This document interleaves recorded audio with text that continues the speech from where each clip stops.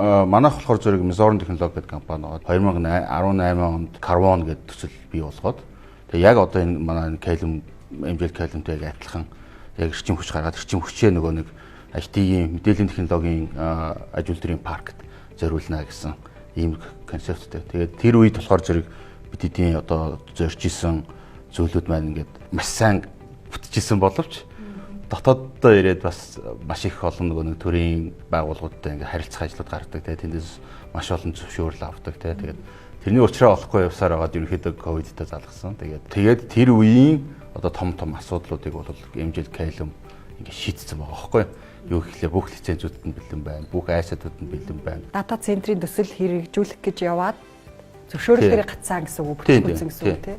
Ямар шатанда хөгжүүлж явж байгаад яагаад гацсан гэсэн үг вэ? Харин кейс байна л да. Тийм, гацсан юм нь болохоор зэрэг бидэд нөгөө нэг буруу талаас нь эхэлчихгүй. Жохон амьдралын туршлага байх та.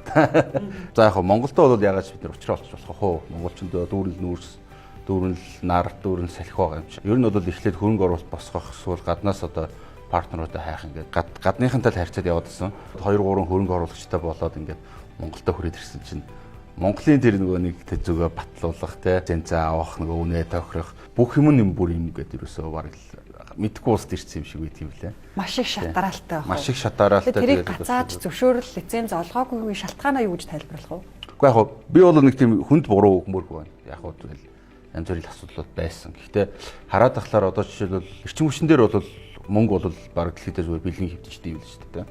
Бидэд ингээд 17-8 яг эрчим хүчний юм одоо салбарт ажилладаг янз бүрийн салбарт нь те SCADA систем лөө одоо цахилгаан станц лөө сэргээгдэл ингээд мөнгө хийдэг фандуудтай ууслаа явсан харуул баг нэгч сангаас үгүй гэдэг хариу аваагүй.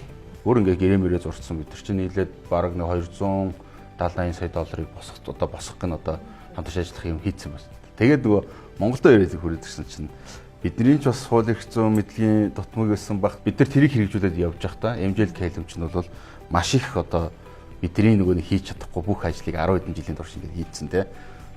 Орттой болцсон, ордоо жоркоор баталгаажуулсан, бүх судалгаануудаа байгуулагч нь үнэлгээ бүх судалгаануудаа хийдсэн, бүх лицензүүдээ авчихсан те. Хүсээд исэн юм нэмжээ байгаад байдаг.